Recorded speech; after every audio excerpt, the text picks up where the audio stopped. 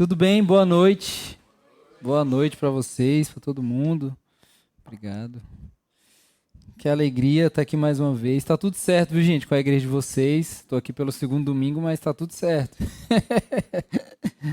Para mim é uma honra, uma alegria poder estar aqui 2 domingos consecutivos. Quando o Kaká me mandou mensagem, falou: mano, queria que você pregasse na Calvary. Aí eu falei: ah, beleza, mano.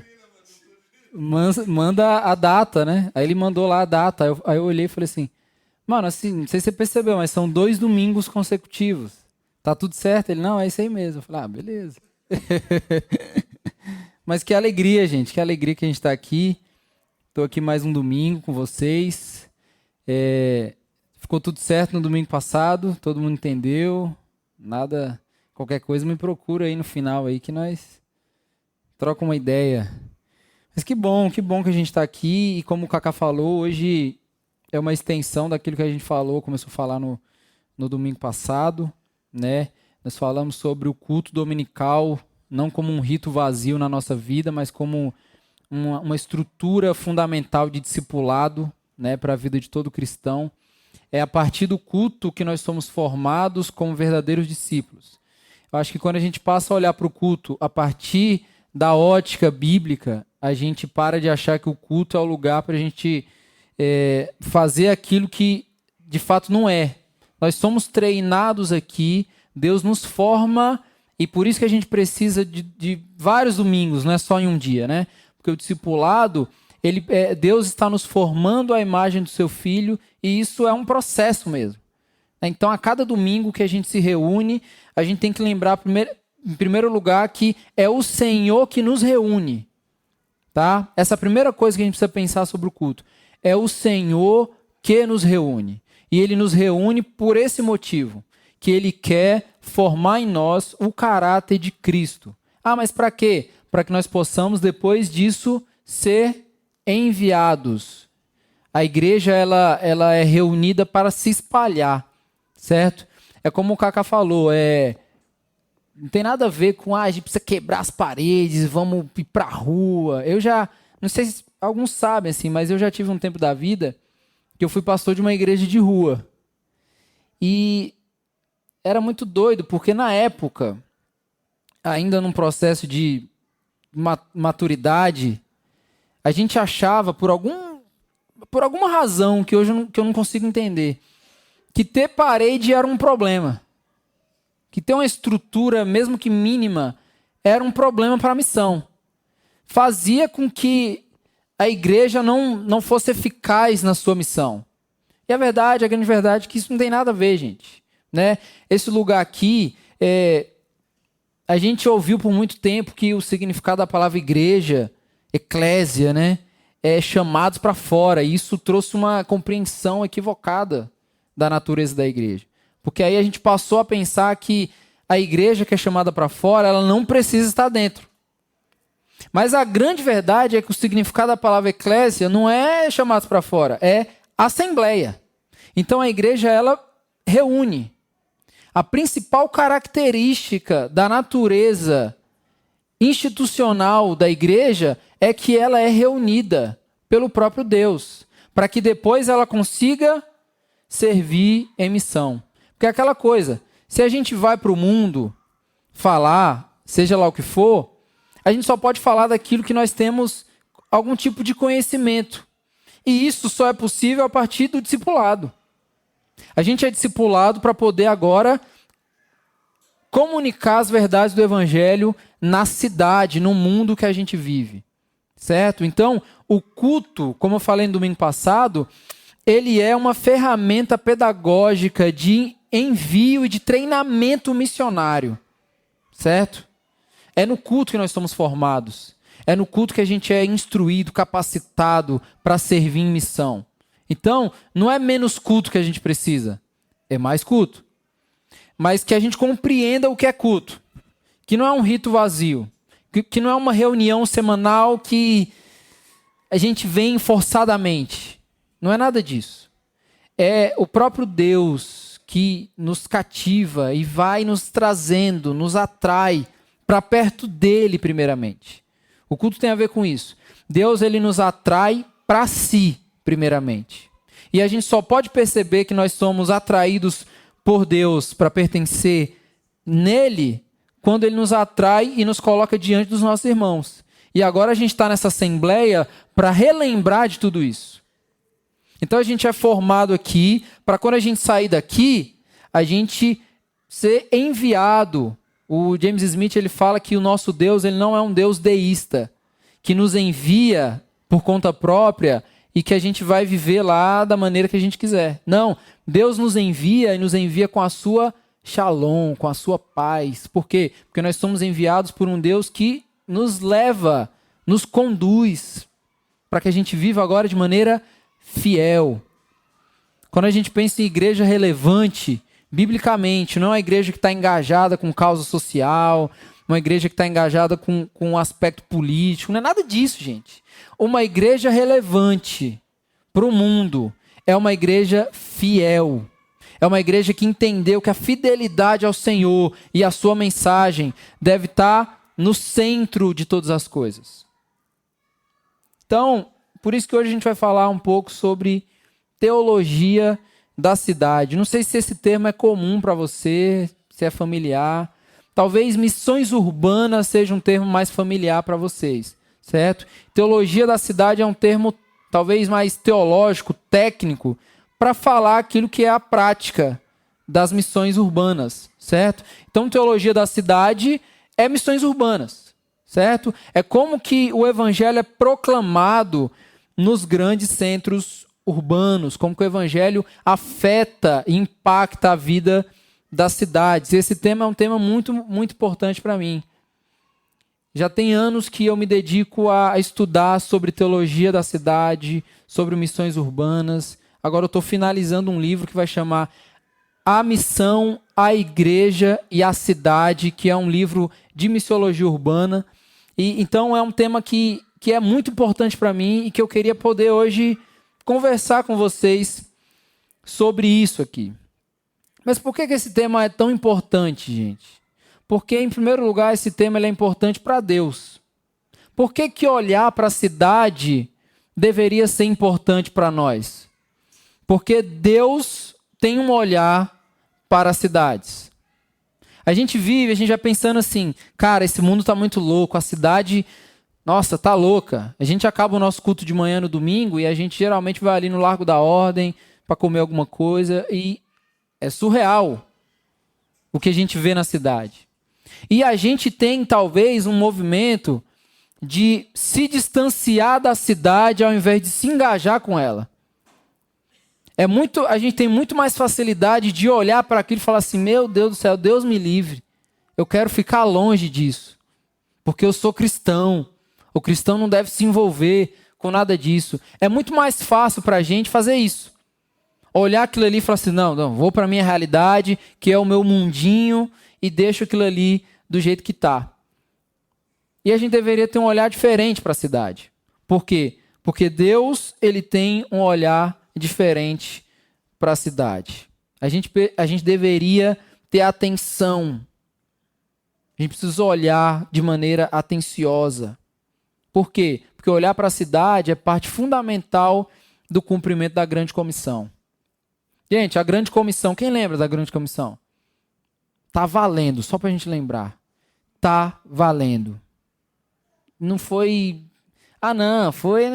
sabe? É porque quando Jesus quis falar aquilo, ele falou para os discípulos, ele tá valendo. Tá valendo. Jesus falou que nós faríamos coisas maiores. Essas coisas maiores é conseguir atingir lugares que o próprio Jesus não foi presencialmente. Ou seja, a grande comissão é uma extensão dos passos de Jesus encarnado nessa terra. Então, olhar para a cidade é se atentar para o cumprimento da grande comissão que Jesus deixou para os discípulos, mas se a gente compreende que nós somos discípulos, que estamos sendo treinados e formados no culto dominical para viver em missão, essa missão da grande comissão é nossa. Olhar para a cidade é olhar para os interesses de Deus. Deus tem um olhar gracioso, misericordioso e amoroso para a cidade. certo? E precisa começar a pensar sobre isso. As cidades, elas são importantes e necessárias dentro do plano redentivo de Deus. E nós fazemos parte desse plano glorioso de Deus, de trazer redenção para todas as coisas. A maneira como a gente se engaja na cidade, eu gosto de falar que não more na cidade, habite a cidade. Há uma diferença muito grande. Morar na cidade é você vai lá, compra uma casa, aluga, né? A sua vida fica dentro da casa, ou na sua rua ali, o mercadinho tem que ser o mais próximo possível, e tudo tem que ficar ali compacto, para que você viva para corresponder aos seus próprios ideais sempre. Isso não tem a ver com habitar a cidade. Habitar a cidade é você se preocupar com tudo que, do bem comum, que você, como um embaixador do reino de Deus, como um discípulo, pode promover, pode ajudar na cidade. Então a gente é muito bom em falar, não, as artes estão ruins. Nossa, depravação total. O negócio está feio lá. Mas a gente não se engaja em resolver o problema. A gente não se engaja em ir lá participar. Por quê? Porque a gente é bom de falar. A gente é bom de criticar. E aí o que a gente vai deixando escorrer por entre os dedos? O cumprimento da grande comissão. O olhar redentivo de Deus para a cidade não é o mesmo olhar nosso. Então a gente está dizendo que é caótico aquilo que Deus está olhando com olhar redentivo. A gente está fugindo do lugar que é o ambiente da nossa espiritualidade prática, porque a gente acha que aquilo ali não tem nada a ver com a gente. Nada a ver. Todas as vezes que eu vou num museu, eu vejo umas artes assim, eu fico, caramba, eu fico imaginando se um cristão ele vem aqui e ele consegue também participar, contribuir com o que está acontecendo aqui. Teve uma vez que eu vi uma frase muito interessante lá no Mon. Agora eu não vou lembrar a frase, mas era uma frase muito legal. De um artista que nem era cristão. E uma frase tão linda, gente, tão linda, que talvez ele não pensou nisso, mas era uma frase que glorificava tanto a Deus, contava tantas verdades do Evangelho, e ele não fazia ideia, talvez. Ou seja, o ímpio cooperando para a glória de Deus, e a gente olha e fala, não, Deus me livre, está tudo perdido isso daí, nossa. E às vezes a gente está deixando morrer, escapar por entre os dedos, aquilo que Deus nos deu como dom, talento, para a gente poder servir a cidade. Dons espirituais é para serviço do corpo. Talento é para serviço da cidade. Entende? O que você é bom? Sou bom em tal coisa. Serve no culto? Não serve. Então sirva a cidade. Entende? Porque tudo que Deus nos dá, Ele nos dá para a gente repartir, gente. Os nossos dons, talentos, tudo que Ele nos dá, não é para a gente mostrar para os irmãos que a gente sabe fazer. Não, é para a gente servir o mundo. Para a gente servir a cidade. Para que Deus seja glorificado. Para que o mundo possa perceber que Deus tem um interesse redentivo nele. Essa cidade caótica que tem aí. E quando a gente observa as cidades, biblicamente, e a gente transporta o nosso olhar para as cidades do mundo atual, a gente passa a perceber que cidade nada mais é do que uma lupa do coração humano. Cidade é uma lupa daquilo que está no coração humano. As cidades, elas apenas revelam a internalidade do coração humano. Certo? Tudo que você vê na cidade é uma lupa do coração humano. A grande questão é o que tem nutrido o nosso coração. Estava falando hoje de manhã na nossa igreja, no nosso culto. A boca, ela fala do que o coração está cheio, a palavra fala. Do que está cheio o nosso coração? Salomão falou lá em Provérbios, de tudo que você deve guardar, guarda o seu coração. Por quê? Porque dele procede todas as fontes da vida. O que a gente enxerga da cidade é uma lupa do meio do seu coração? Que é muito fácil, muita sujeira. É uma lupa do meio do seu coração. Muito caos. Gente, às vezes a gente nutre a nossa espiritualidade numa transição ali. Tem mais caos dentro do nosso coração. Muitas das vezes o nosso coração está mais caótico do que a cidade. Só que a gente olha para a cidade e fala, não, isso daqui não dá para mim não. Sendo que o nosso coração às vezes está muito mais perturbado. Por isso que a gente gosta dessa ideia agostiniana do coração recalibrado. Porque ele é recalibrado pelo Evangelho para que a gente possa olhar agora com outros olhos para as coisas.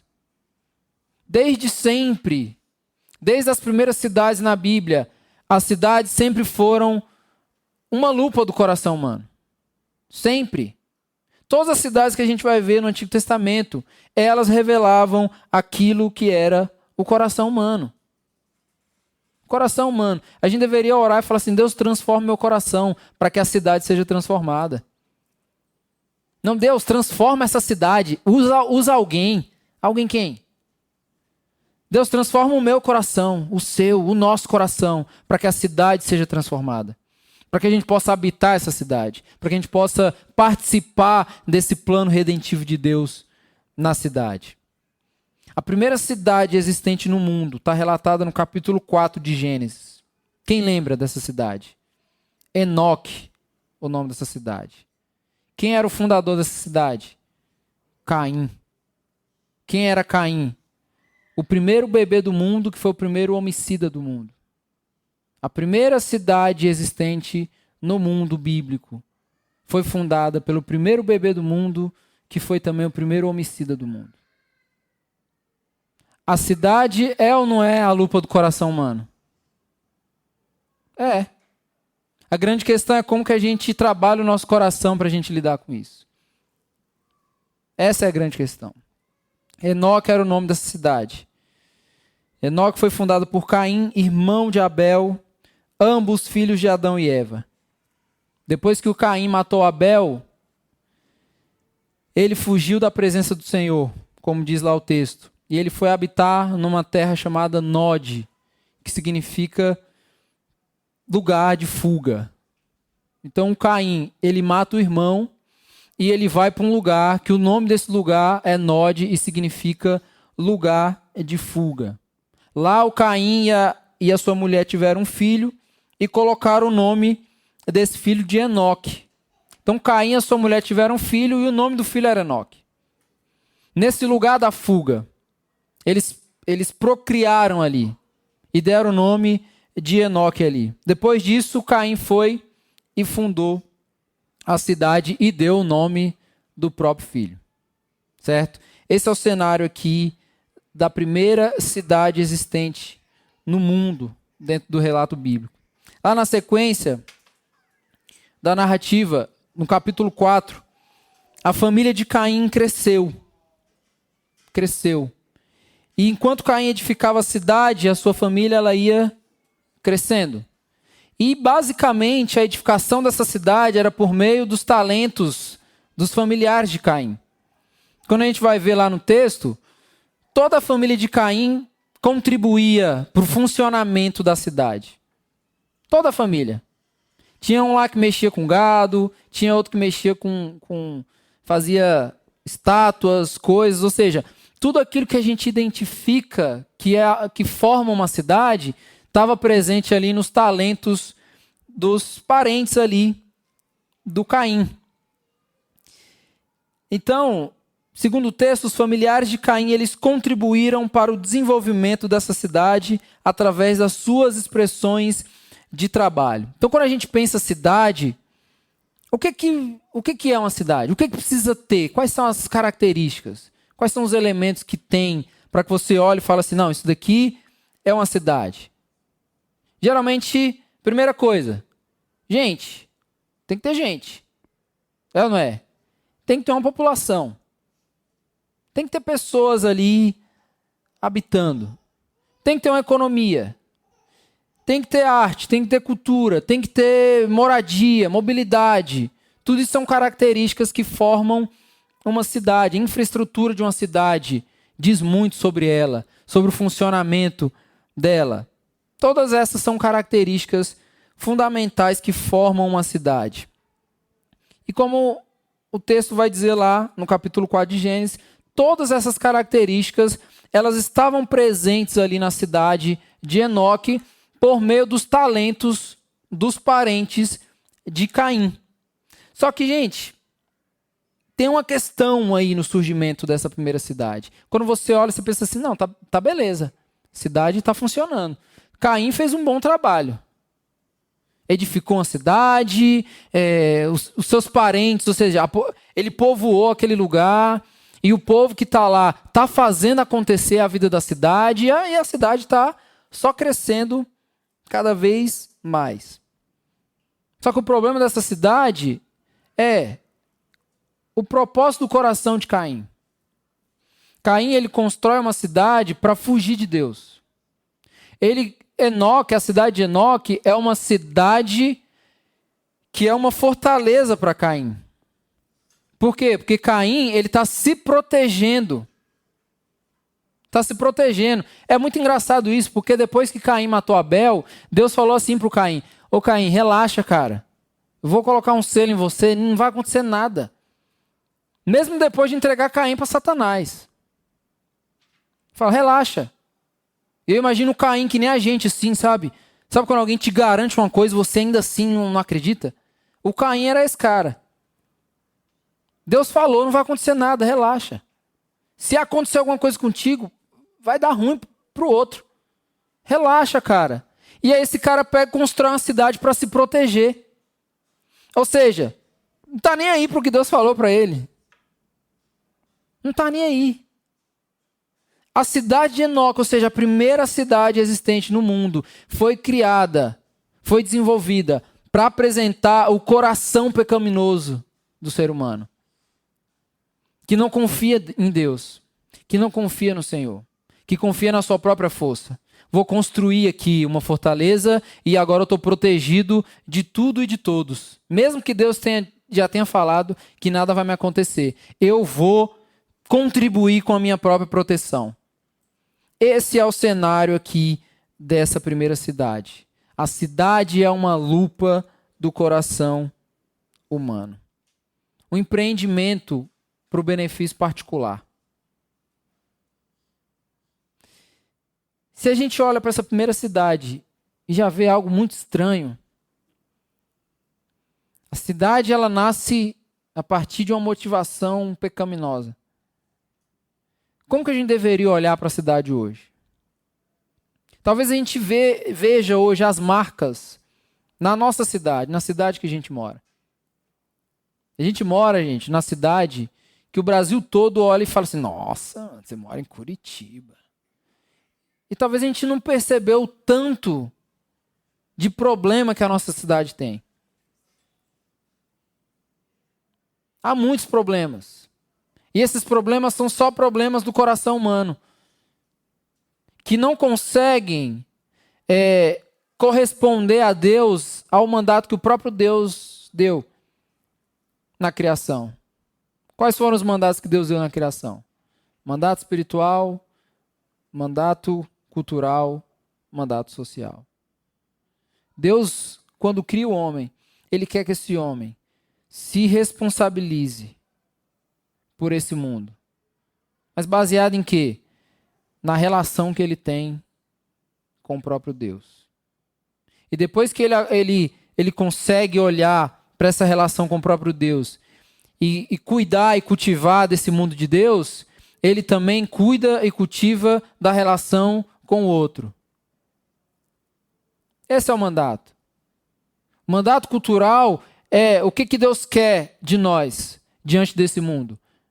Duas coisas o mandato cultural tem. Duas características. Cuida e guarda. Ou seja, desenvolve e conserva.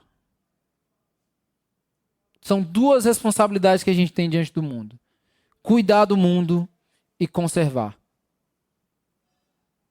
Para quê? Para que a gente consiga agora comunicar que Deus, o nosso Deus, não é um Deus deísta.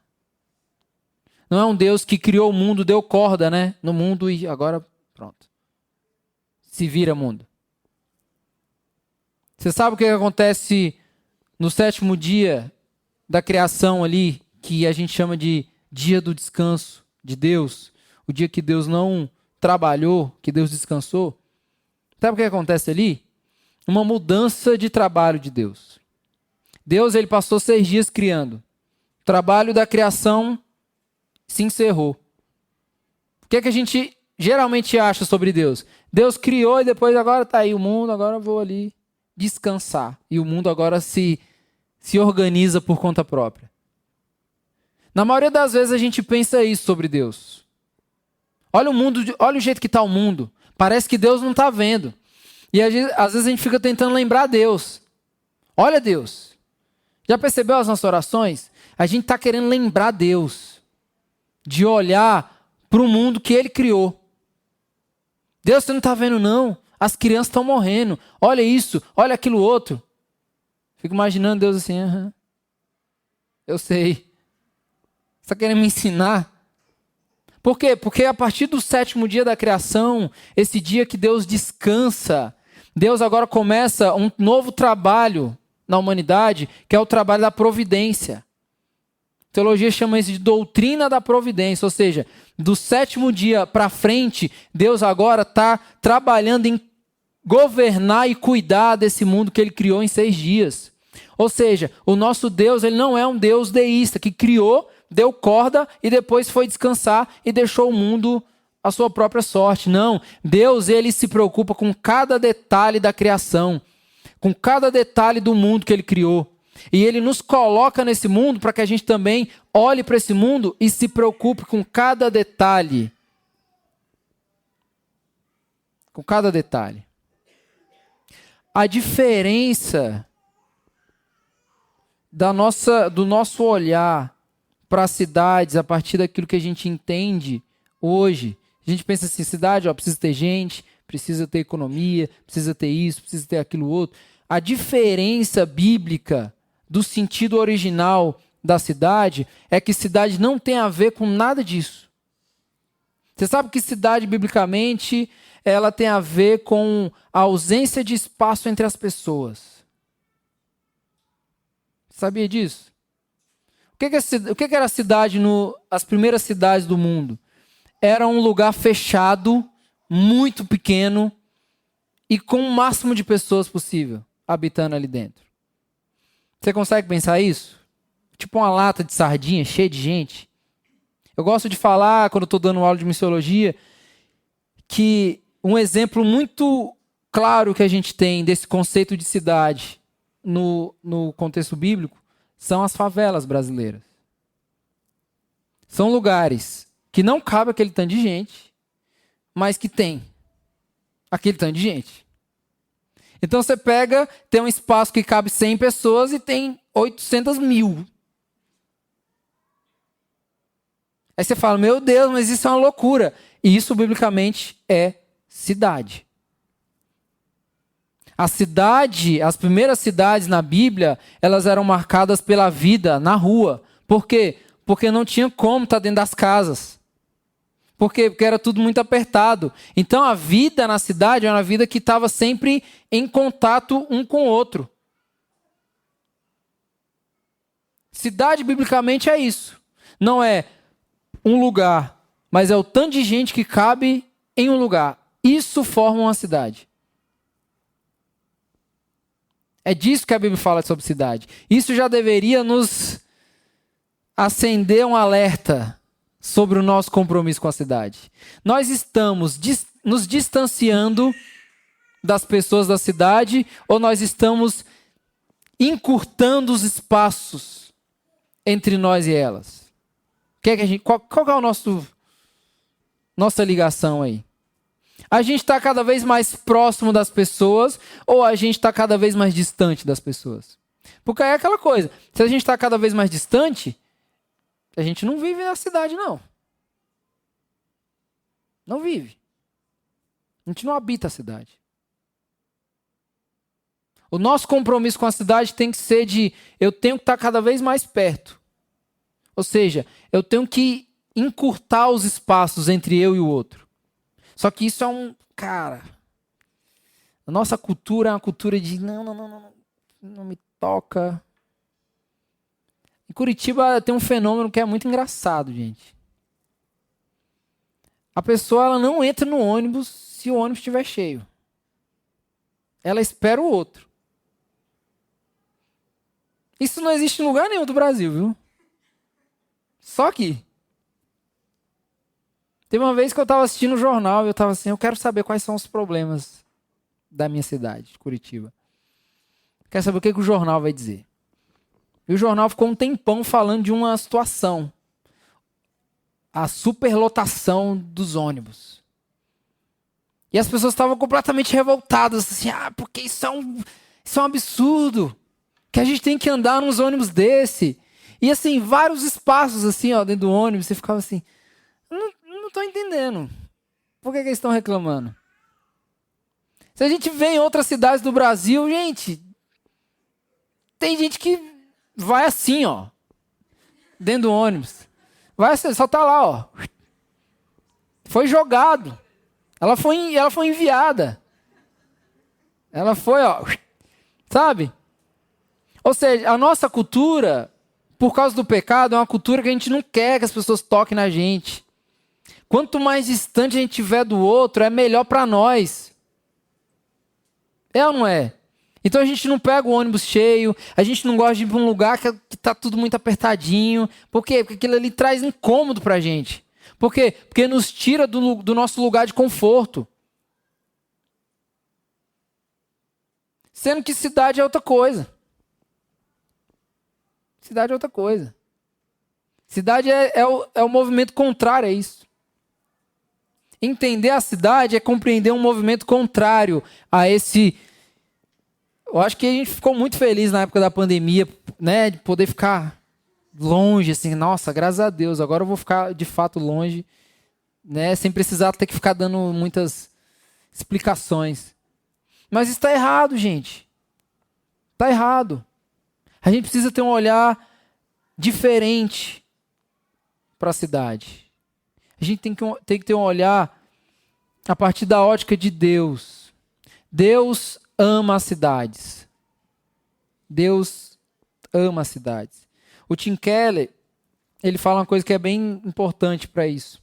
Ele fala que as cidades, ou seja, os centros urbanos, né, eles são mais importantes do que os vilarejos, do que sabe, os pequenos lugares povoados do interior, que estão cada vez mais distantes. Por que as grandes cidades elas são mais importantes?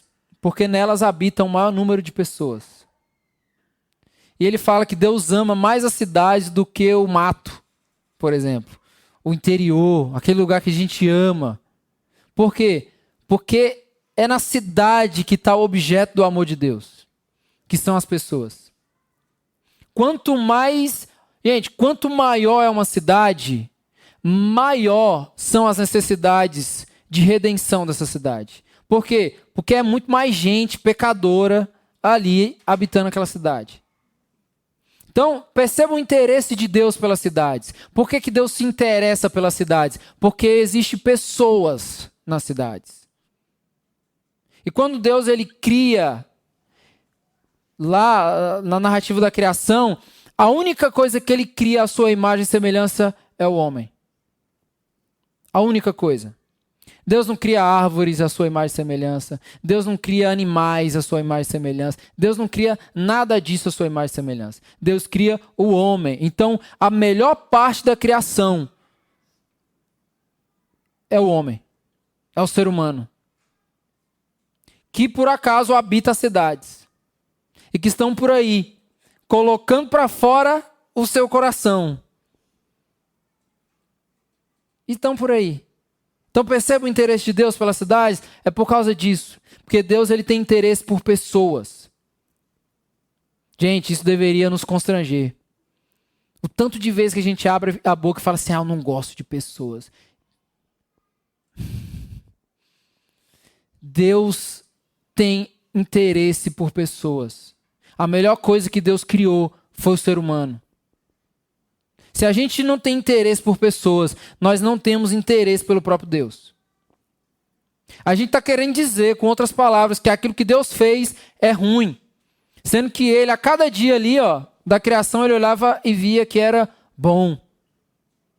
Se a gente não tem interesse por aquilo que é interessante para Deus, por aquilo que Deus é tão do interesse de Deus, que Deus deu o melhor dele.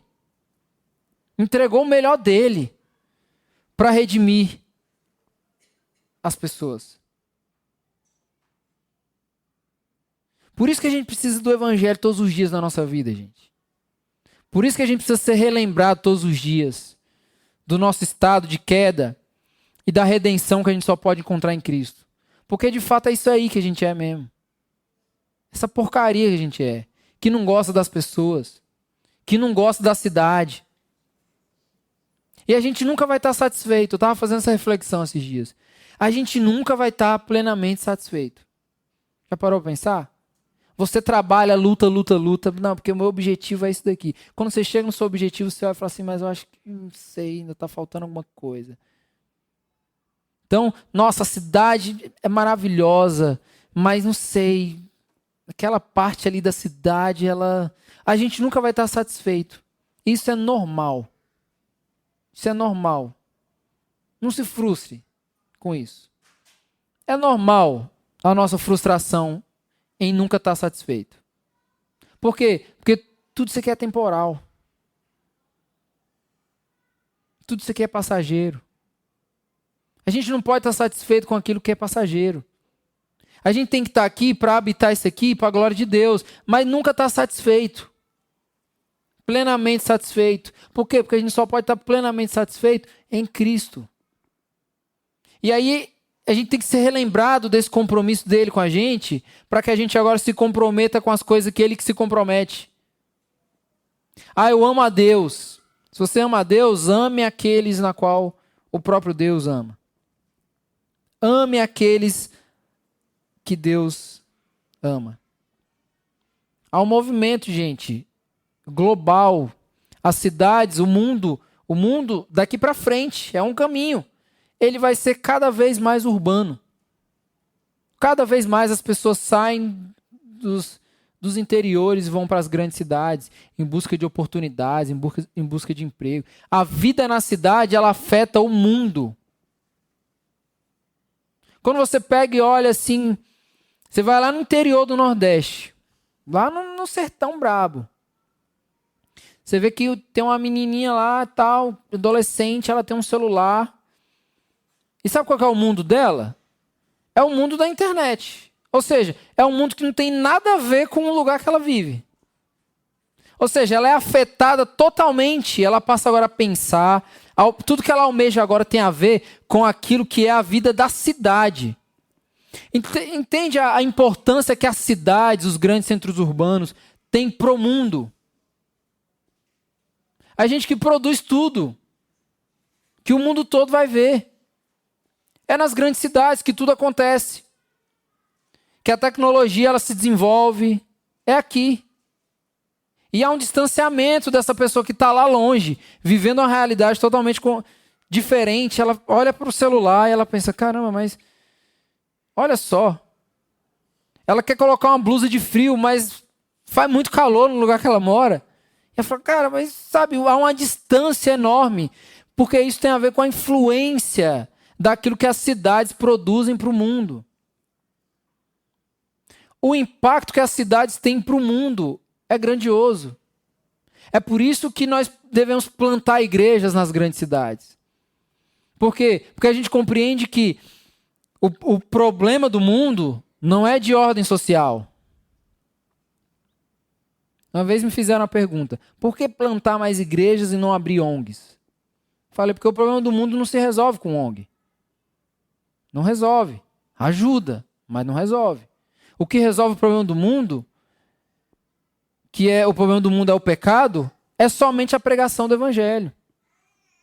Então, plantar igrejas nas grandes cidades é uma oportunidade de participar desse plano redentivo de Deus, do cumprimento da grande comissão, da ordem da grande comissão, Deus deseja redimir as cidades para a sua própria glória. Por causa do impacto que as grandes cidades têm para o mundo. Então a gente deve pensar muito bem sobre isso. Nós estamos nos aproximando da vida da cidade ou nós estamos nos distanciando? Depois do Igreja Centrada, lá do Tim Keller, toda igreja agora é igreja para a cidade. A igreja tem que ser para a cidade, a igreja tem que ser para a cidade. E a gente precisa refletir muito bem sobre isso. A gente tem que refletir muito bem, porque a igreja para a cidade não é a igreja que tem o melhor culto para as pessoas serem alcançadas. A igreja para a cidade é a igreja que treina cada membro para viver a vida da cidade. Porque o culto, gente, é para Deus, não é para converter ninguém. Desculpa, gente. O culto é para Deus. A gente traz, vou levar o cara do meu trabalho para ele se converter na igreja. Não, o culto não é para isso. A vida na cidade é. Para a gente reverberar agora aquilo que a gente vive como família. É por isso que a igreja tem a melhor mensagem desse mundo. É por isso que a igreja hoje comunica a mensagem mais atual e mais relevante do que qualquer notícia amanhã cedo no jornal. Por quê? Porque depois nós saímos aqui como um povo só. Um povo redimido para habitar esse mundo e para ser fiel a Deus nesse mundo. Aí depois a gente vem de novo. E vem de novo, e vem de novo. E aí a gente vai sendo cada vez mais fortalecido e capacitado nesse ajuntamento de Deus para que a gente possa viver cada vez mais em missão na cidade. Igreja para a cidade é a igreja que treina o membro para fazer a melhor massa. A melhor massa. É isso aí. Com preço justo. Para pagar bem o funcionário. Não é fazer o melhor espetáculo dominical para ter o máximo de gente possível aqui. Não é sobre isso. Tem a ver com o tipo de compromisso que nós temos com o Evangelho. De fidelidade, enquanto nós habitamos a vida da cidade. Por muito tempo, gente, a gente criou um dualismo, viveu uma vida, de ser fiel a Deus na igreja e no nosso trabalho, na nossa vida cotidiana, uma porcaria. E eu acho que a gente já entendeu que o Evangelho, ele nos molda por inteiro. Ele se compromete com a integralidade da nossa existência. Para que a gente possa viver nesse mundo da mesma forma que a gente vive, vem no culto. Com a mesma intensidade que a gente canta para Deus aqui. Deveria ser a mesma intensidade de estender a mão. Aqui, gente, a gente canta com o olho fechado. Mas lá fora a gente tem que andar com o olho aberto. E muito bem aberto. Para que a gente possa enxergar aquilo que Deus enxerga. A verdadeira espiritualidade cristã tem a ver com isso. Com olhar com os olhos bem abertos. Abra os seus olhos. É muito legal quando Jesus ele cura o cego. Eu gosto muito desses detalhes da Bíblia. Mais do que fazer o cego enxergar, que era algo que ele não tinha antes, Jesus queria que ele enxergasse ele, o próprio Jesus. Mais do que andar com os olhos abertos, é andar com os olhos abertos para enxergar. Porque às vezes você pode falar, não, mas eu estou andando, eu estou atento. Eu estou andando com os olhos abertos. Mas andar com os olhos abertos para enxergar é ver as demandas e se engajar com ela. A gente está numa série nos 10 mandamentos da nossa igreja. E há uns domingos atrás eu estava falando do mandamento do não matarás. E aí sempre aquela coisa, né? Esse mandamento, esse daí Isso aí eu passei, ó. Graças a Deus, nunca matei ninguém. Sério. Porque a raiz daquele mandamento não tem a ver só com se você matou ou não alguém. Mas alguém teve dignidade de vida a partir dos seus movimentos. A partir das suas ações. Não é só se você não matou, mas a pessoa vive. Você participou da vida dela de alguma forma? Eu lembrei de um vídeo que a gente viu lá em casa. Ciane me mostrou. Vocês devem ter visto também. De um cara que caiu no buraco na rua e o cara passou do lado, olhou e passou direto. E aquele cara morreu. Talvez esse cara, ele possa falar assim, eu nunca matei ninguém. Matou? Matou? Porque você viu uma pessoa numa situação e você não estendeu a mão. Matar não é só tirar a vida diretamente, mas é também não prover algum tipo de compromisso que possa gerar vida no outro. Habitar a cidade não é, não, mas eu dou vários rolês aí na cidade, não é sobre isso. Não é para encher as suas memórias da beleza. Não é sobre isso. Mas é se engajar para que outras pessoas possam ter boas memórias também. A cidade ela tem dupla natureza. Ela revela o pior do ser humano e ela revela a beleza de Deus. O que é que nós enxergamos quando a gente anda pela cidade? O pior do ser humano sendo revelado ou a beleza de Deus? E mais, você consegue ver a beleza de Deus na cidade? Ou você só vê o pior do ser humano sendo revelado? A cidade ela mostra algumas dessas verdades. Às vezes você vê um cara ali, tá dormindo ali, ó, na rua, tremendo de frio, e você pensa, cara, esse é o pior do ser humano. O pecado gera isso. Isso transmite uma ideia que parte do nosso coração. Aí o cara tá diante de um prédio lindo, com uma arquitetura maravilhosa. Então, a gente está diante ali daquilo que é pior do ser humano e a gente está diante da beleza de Deus. Ali, ó, em choque. A cidade é isso. Viver a vida da cidade é isso. Agora, a gente deveria andar com os olhos bem abertos para que a gente não seja negativo do nosso trato com a cidade. Para que a gente não chegue a um ponto de ser fatalista. Essa cidade não tem mais jeito. Esse fulano aí não tem mais jeito. Não, a gente precisa andar com os olhos bem abertos para que a gente possa perceber a beleza de Deus sendo revelada no meio do caos. No meio da feiura. No meio da lama, da sujeira. A gente precisa perceber a beleza de Deus sendo revelada ali.